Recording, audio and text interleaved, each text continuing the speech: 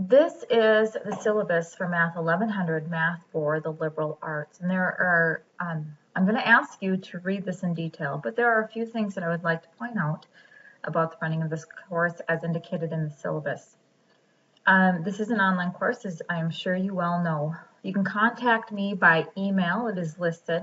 I have an office phone which is not ideal in the summer as I am only on campus 2 days a week. But I've also set up a Google voicemail. Now this number will ring to my cell, office, or voicemail depending where I am, so you can leave a message. I do not return messages on Saturdays and Sundays, but would immediately or right away Monday morning, I will check all voicemails and emails throughout the summer and get back to you right away. In-person office hours are Tuesday and Thursday on the Cambridge campus from noon to 12:30 p.m. But I would gladly meet with you also by appointment on the Coon Rapids campus. Now, the prerequisite for this course is beginning or intermediate algebra. The numbers for the course are indicated. I will let you read the course description as indicated in the catalog. Some things that you definitely need is you need ready access to the internet. When you go to my math lab, which is where most of the course will be administered, there is a browser check that I will have you do right away to make sure that you can get the optimal access to my math lab that you will need. Your first assignment, as you can see in red, is to read the entire syllabus. I recommend that you print this out and have in a folder or put it in your book so that you can look to it. A lot of questions about the course, as in test dates, where tests are located, the schedule can be found in the syllabus, as information about grading and percentages are contained in the syllabus as well. The supplies that you need, I do often recommend 2 notebooks, one for homework, the homework from the book, and also homework online. It's good to keep that homework organized, even though you do not hand it in. Organization is wonderful when learning a math course. And another one is the class notes, a place to take notes while you watch the instructional example videos that are contained within my math lab. A scientific calculator is recommended. You can, but it is not required, purchase a graphing calculator as well. But like a TI-30X is only like $10 to $20. It's a non-graphing calculator, but it should handle all of the functions we need in the course. Okay, now the online disclaimer. Taking an online math course is not advised unless you are organized, disciplined, self-motivated student who learns well by reading. Even though this is a math course, there is still going to be significant reading in my math lab or in your textbook, as well as viewing video examples online.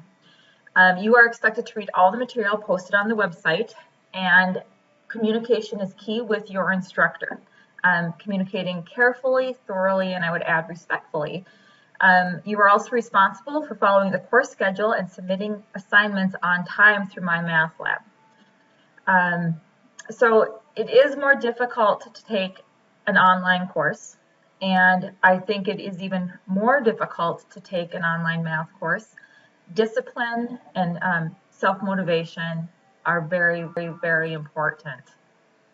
There is a class website that we will have. It's through my math lab. We will go through my math lab in a separate video, but you have the course code that you need. You can find it either on D2L or in your email. It has been delivered both ways. Now there are lectures and readings. Now you're expected to read all assignments and view all assigned lectures.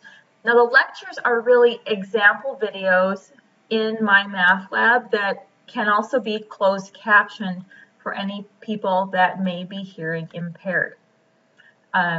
It's a wonderful advantage to having an online math course. Now the attendance policy, this is an online math course.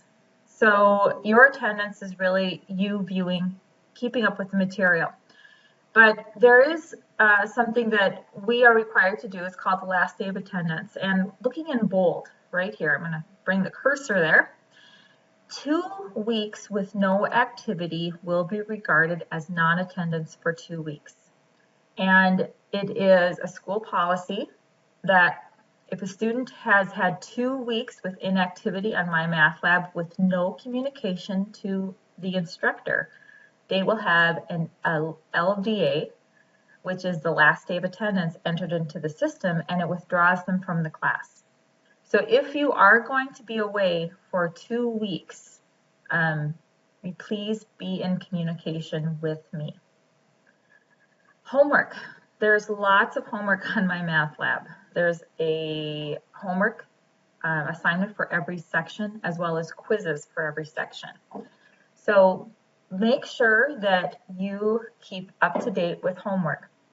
Homework is generally due, with the exception of the last week of course, which is in July. It is due Sunday night at 11:59 p.m. Now, I had mentioned earlier, I do not answer emails on Saturday and Sunday. So what that means is I encourage you to get all of your homework done prior to Friday, as I can answer any questions that you may have about the homework on those days. Also, the system, the My Math Lab system, gets hit pretty hard on Sunday nights. So I recommend that you get your homework in by Saturday, definitely, so that you do not run into any technical issues. So to receive 100% for your homework, it has to be done by the deadline. But I do have that if you enter homework late, because I do believe it is in your best interest to get it done, any assignment, any part of the assignment that you complete after midnight on Monday night, you will be given 50% credit for. So it's still an advantage to finish your homework. I do not reopen assignments to receive the 100% except under extreme circumstances. I expect you to use homework assignments appropriately to make sure that you understand the concepts and can perform the skills covered in the course. Quizzes. All right, it says weekly quizzes, and they are weekly quizzes, but it is also per section. There's 1 quiz per section in My Math Lab. So you are allowed 2 attempts at the quizzes if you have scored 70% or higher on each of the homework assignments for that week, or it should say for that section. Then you will get a second chance to take that week's quiz. Otherwise, you may only attempt each quiz once. Note that getting a second chance at a quiz does not affect the due date. Each week's quiz will be due by midnight on the due date given, which is Sunday nights. Tests. There are a total of 2 proctored tests given during the semester, plus 1 comprehensive proctored final exam. Please check the schedule for the dates and make accommodations as you need to. They do need to be done in person or proctored. So you must take these exams in person on the scheduled day. If you are unable to make it to the Cambridge or Coon Rapids test on the test day, you have a few options. You can take the test in the testing center at either campus, but you have to notify me of this decision at least 1 week prior to the exam. If you are not able to make it to any campus, we can set up a proctor, but you need to set that up right away in the semester because the testing dates, you still have to abide by them. So we need to have a proctor set up within probably a week and a half of the first exam to make sure that it will work. Okay, so missed tests cannot be made up. So now, missed test policy. What happens if you miss a test? Well, if you miss an exam on the day it is scheduled, there is bad news and good news. The bad news is you cannot make up the test. This is especially important during the summer months as the course runs by in 8 weeks, which is fairly quick. The good news is that at the end of the semester, I will be raising your lowest test score to match the score you get on your final exam, unless your final is lower than any of your test scores. So, if your car won't start or your kids are sick, you don't have to worry too much. I would also say if you forget to arrange with a proctor, only once, right?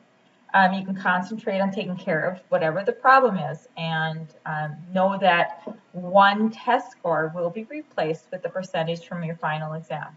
The policy also employs if you didn't miss an exam. So if you had a bad day when you tested and you tested lower than you had wanted to, I will replace your lowest test score with the percentage grade from your final exam.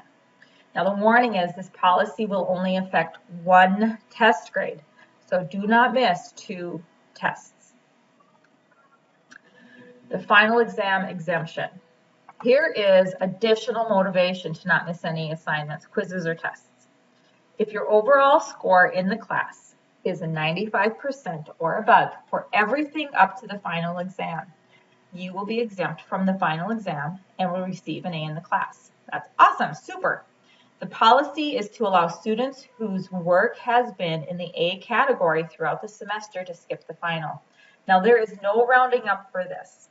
If you have a 94.9% before the final exam, I'm not going to round it up to 95 so you don't have to take the final exam. But if you are over 95%, then you are exempt from taking the final exam. Grading.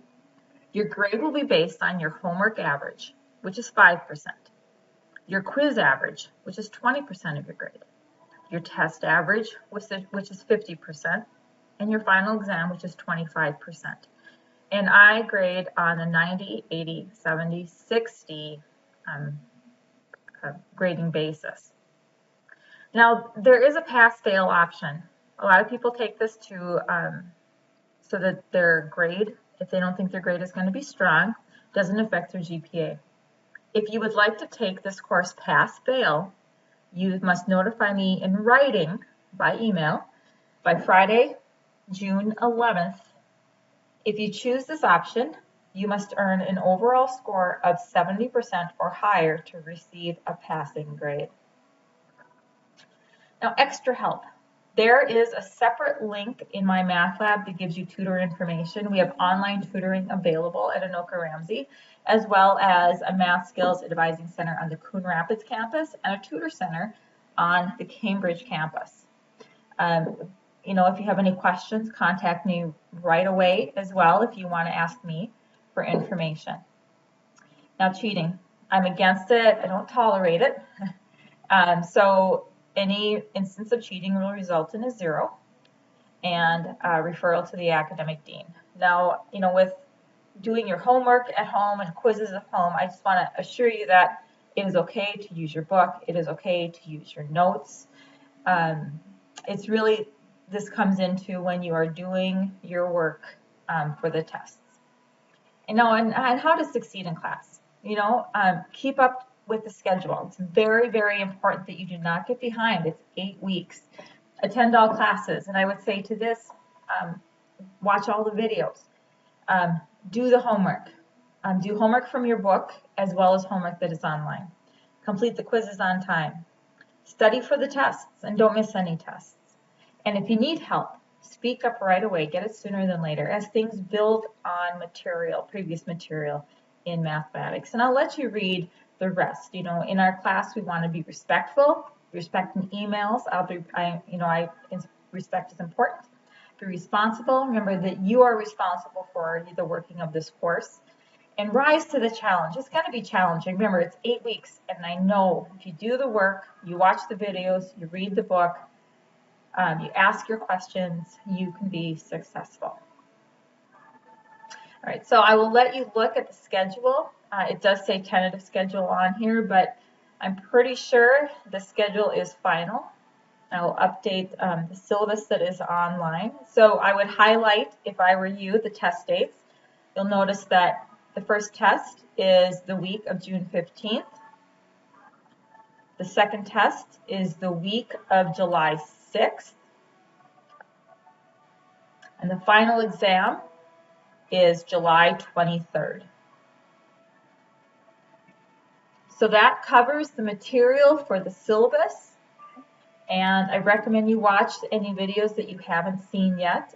Print off a copy of this and have it ready because there is the syllabus quiz, which is going to be the first assignment on my math lab.